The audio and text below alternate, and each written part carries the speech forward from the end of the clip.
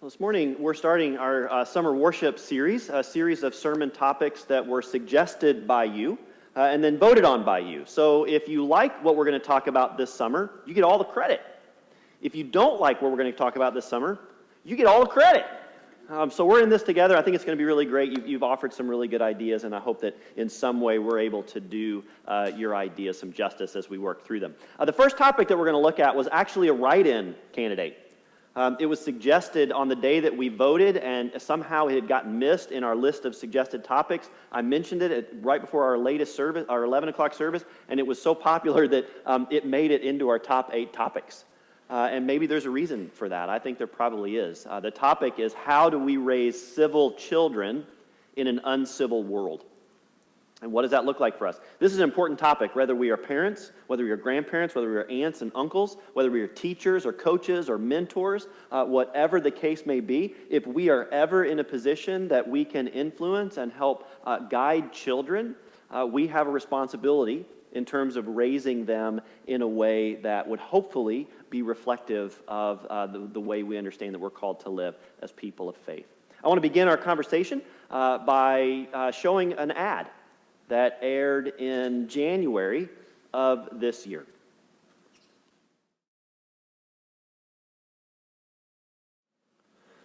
So my initial response when that ad came out was positive.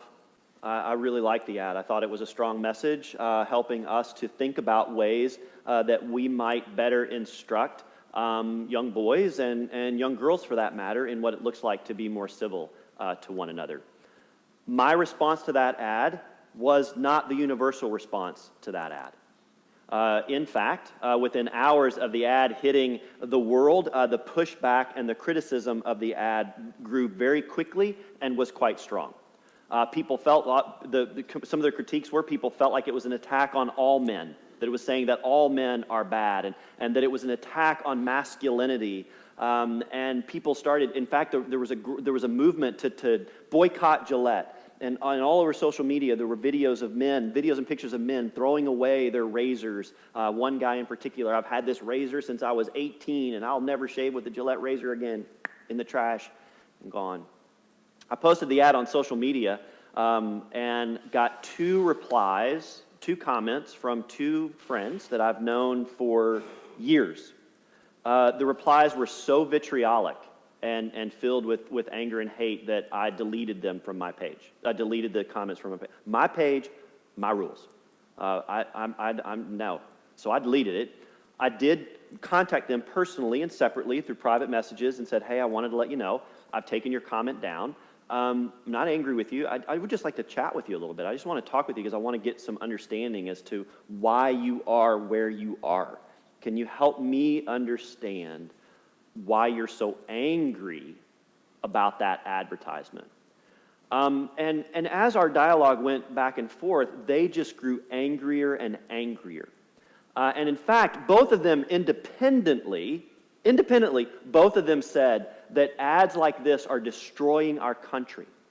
And that not only are they destroying our country, but they're destroying what it means to be a man. Now, I want to be clear. I do not think that all men are bad.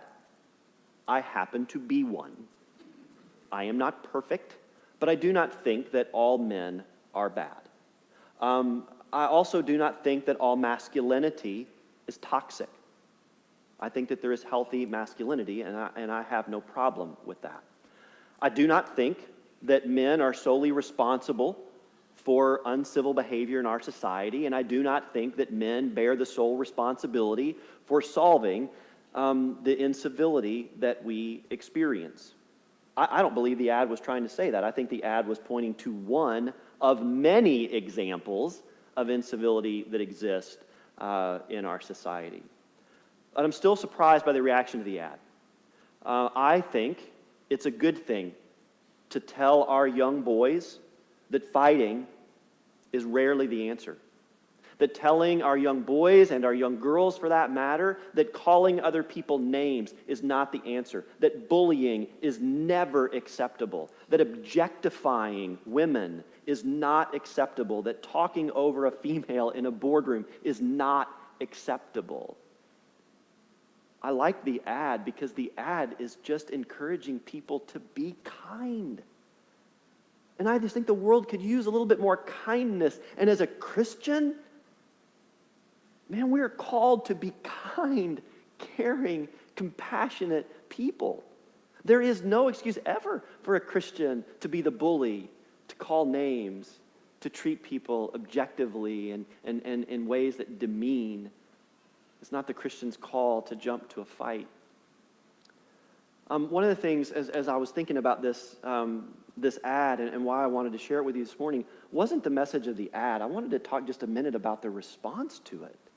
Because I think in the response to this ad, we start to get an inclination of why, one of the reasons, why we struggle to kind of break patterns of incivility. Why we struggle to get to that place where we might be able to teach our children a better way. And what I think is that the response to that ad demonstrates that we don't think we have a problem. Now, let me be clear. I'm not saying that we don't think we have a problem with the lack of civility in our society. I think people would universally agree that there seems to be a lack of civility in our society. I'm not saying that we're denying that uncivil behavior is a problem.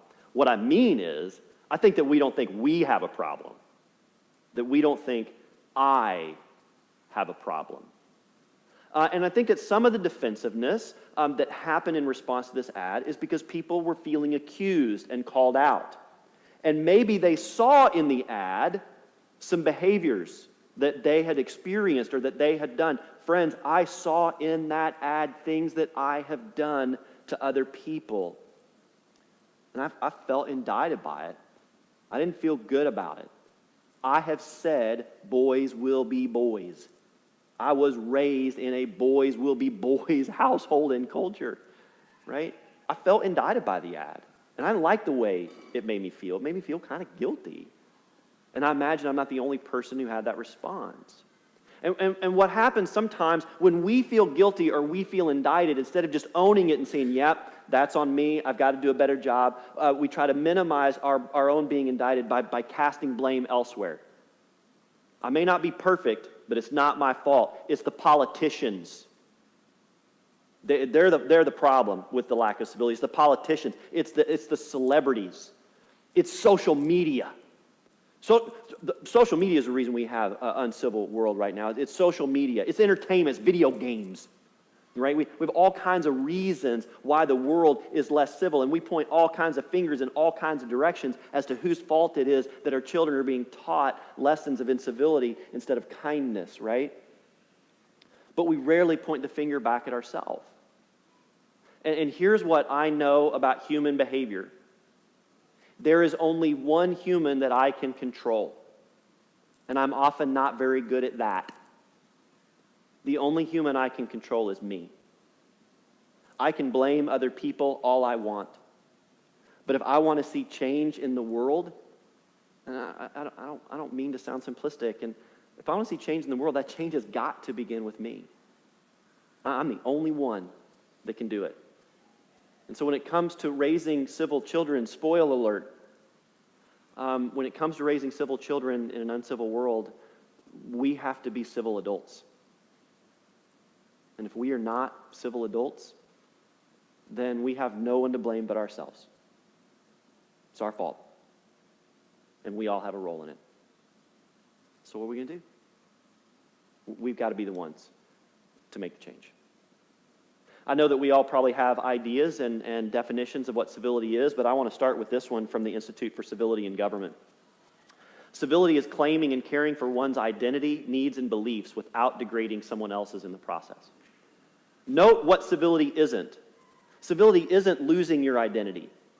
Civility isn't giving up on your needs and giving up on your beliefs and what you think is right and fighting for what is right. That is not what it means to be civil. What it means to be civil is to own your identity, to own what your needs are, to own what your beliefs are, to own them passionately and deeply and with conviction, but not degrading someone else's in the process. That's civility. I get to own my identity. I get to fight for my needs and beliefs, but I don't get to degrade your identity. And I don't get to degrade your needs and your beliefs in the process. That's where things get uncivil, right? The website goes on to say this. Civility is about more than just politeness, although politeness is a necessary first step. It is about disagreeing without disrespect, seeking common ground as a starting point for dialogue and differences, listening past one's preconceptions, and teaching others to do the same. Civility is the hard work of staying present even with those with whom we have deep-rooted and fierce disagreements. And civility begins with us. And it does. It begins with us. I want to use it as an example of how we might be able to look and respond in more civil ways, the language, the way we speak and the way we write. I want to use that as an example for how we might find a better way and a more civil way as we move forward. I think that the way we talk about language, what we speak and what we write, could speak to other things, other acts of civility and incivility, but we're going to focus on that this morning. And I want to begin by turning to the book of James. Because in the book of James, we get a very clear warning about the danger of how we speak. And James is going to talk about the dangers of an uncivil tongue. Here's what James wrote. The tongue is placed among our members as a world of iniquity.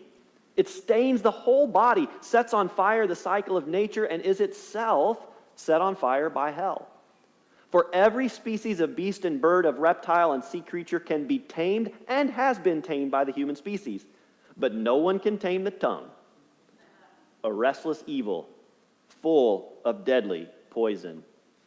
With it we bless the Lord our God, and with it we curse those who are made in the likeness of God.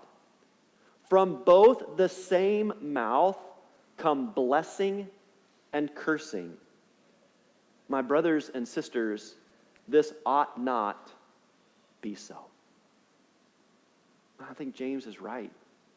Man, how we speak and what we say and how we communicate, whether it's verbal or whether it's written, it has an impact on other people. And our children are watching us. They're watching what we put on social media. They're listening from the back seat of the car. They're listening from their bedrooms and from the living room and from the basement as we're watching in the news and yelling at the TV. Right? They're watching and they're listening and they're taking notes. And even if they're not going to say it to you, they're being influenced by you. Because they respect and they learn from you and they turn to you first before anyone else. And we're planting seeds in their lives about what it means to be adults. And when they hear us say something or they see us write something, then they think, oh, it must be okay to do that. And you know, it's not even what they see and hear us, what they see us write and hear us say. It's sometimes when they don't see us hear, when they don't hear us say something or see us write something in response to what someone else has said or written, right? Sometimes someone says something or we hear something, be it a politician or be it a celebrity or be it something on social media or be it out there in the world, we hear them say something or we see them write something and we remain silent. And we don't speak out against it and we don't correct it. In our silence, in those moments, our children are seeing an affirmation of what is being said. This is particularly important in today's political environment, and this is what I've experienced both from myself and from others in today's political environment. We are far more tolerant of incivility when incivility comes from our team. If someone on our team says something that would otherwise be recognized as uncivil or unkind, or they write it, or they put it on social media, we tend to stay silent. And if someone asks us about it, we'll say, oh yeah, no, that was a terrible thing. I don't espouse this, but boy, the policies are great. Right? What our children learn in that moment is that civility is conditional.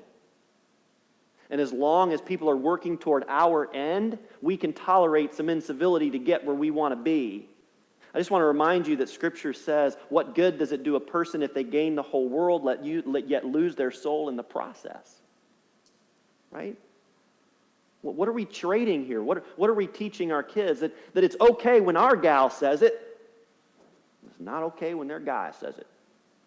Right? We're teaching them something, and they're watching, and they're listening.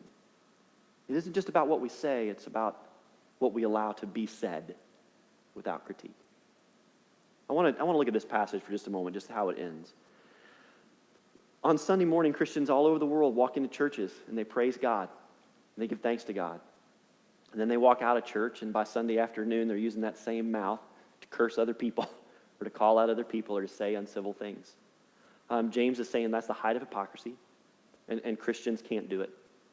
Instead, Christians are called to live under a different kind of wisdom, a wisdom that James says comes from above, and here's how James describes that. The wisdom from above is first pure, then peaceable, gentle, willing to yield, full of mercy and good fruits, without a trace of partiality or hypocrisy. And a harvest of righteousness is sown in peace for those who make peace. What a great definition of civility. That civility is always peaceful. It's always gentle. It is willing to yield. Let me repeat that. Civility includes a willingness to yield. It is full of mercy and good fruits. It does not have a trace of partiality. This goes back to what we were just talking about. It's not about partiality or about hypocrisy. We can be civil to those on our side and civil to those on the other side. We can be, we've got to find a way to do that. And James is calling us to find a way to do that. And I think our young people are looking for a new way. They need a new way, and they need a better example. And while I don't think James was pointing to this specifically, I do think that the seeds that we're planting, either uncivil seeds or civil seeds, they're going to be harvested in the future. And they're going to be harvested one way or another. If we do well and we do right, it'll be a harvest of righteousness and hope. Man, I want that for our future. I want that for our kids. Again, this is just, James just talks about speech and how we write and how we say things, but you could take this and move it to other behaviors of civility and the lack thereof. The good news is that there is another way. There is a better way. And there's a way that I think models the way of Christ. And it's a way that you and I can live into. It's not an easy way, but it's an effective way. And I want to give you an example of it. As I was preparing for this morning, I was reminded of what I think is a relationship that really points to this kind of ideal that we're talking about today, the kind of ideal that's found in the book of James. This is Dan Cathy. I don't know if you all know who Dan Cathy is. He's the CEO of Chick-fil-A. 2012, Dan was interviewed on the radio, and in that interview, he expressed his beliefs, his deeply held beliefs that homosexuality is a sin, and that same-sex couples should not be given rights to marry, and they should not be given civil rights in the same way that heterosexual couples should be given. It was also made public at that time that Chick-fil-A, as a corporation, had been and was continuing to donate money to anti-LGBTQ organizations that were fighting against what might be considered to be extended rights for that community. This is Shane Windmeyer. Shane is the executive director of Campus Pride. Campus Pride is a nationwide organization that seeks to provide and create safe space for members of the LGBTQ+ community on college and university campuses in the United States. When Shane heard the interview and heard what Chick-fil-A was doing, he organized protests across the country, all over college campuses, to speak out against Chick-fil-A and against what was happening and against what Dan Cathy had said. I want to share with you an interview where Shane's going to tell a little bit more about that story. The video quality is not great, but the audio is clear enough that you'll be able to hear. And I just want you to listen to how he talks about his relationship and the impact of it with Dan Cathy.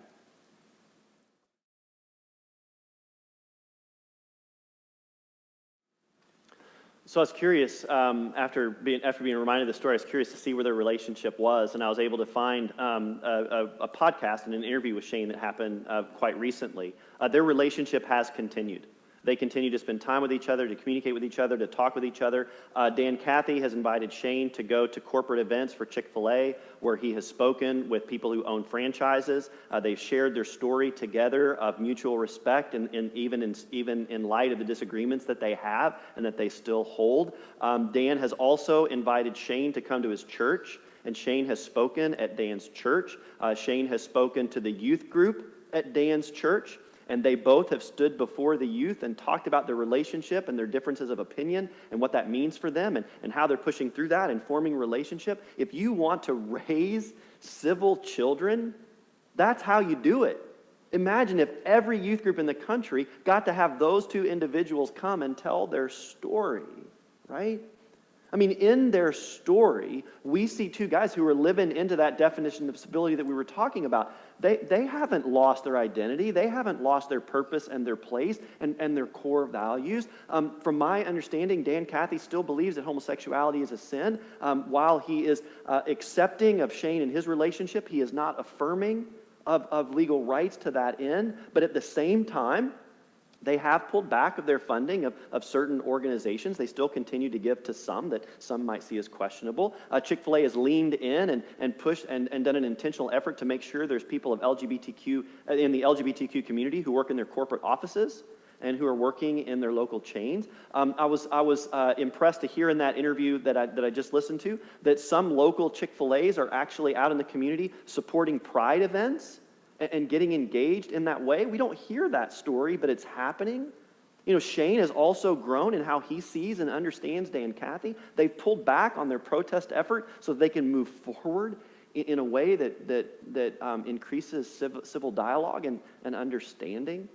You know, I'm not at all surprised in that interview to hear him say, look, Dan's a person of faith and I'm a person of faith. I think part of what drew these two men together was their faith. The fact that they are Christian and the fact that they follow a God who encourages love and grace even toward our enemy, and not only encourages love and grace, but as we've been talking about over the past few weeks, reconciliation. And what does it mean for us to get together and to reconcile? And we can do that. Now, the hard part of that is that takes work, and it takes years. I mean, they have been walking alongside each other for 6 years, and don't you know that they've received a lot of grief because people on their side don't think they should be over there hanging out with the enemy, right? And they've taken a lot of pressure for that, which I think is heartbreaking, that we can't be friends even though we disagree with one another, and that's seen somehow as a betrayal. I wish this story and stories like it would be more widely shared and known. Because I think it points exactly to what it means for us to be civil adults. And I think children are watching and they see that kind of thing and it would impact them. The good news is that we don't have to wait for stories like that to be shared. We can do it. We can write those stories.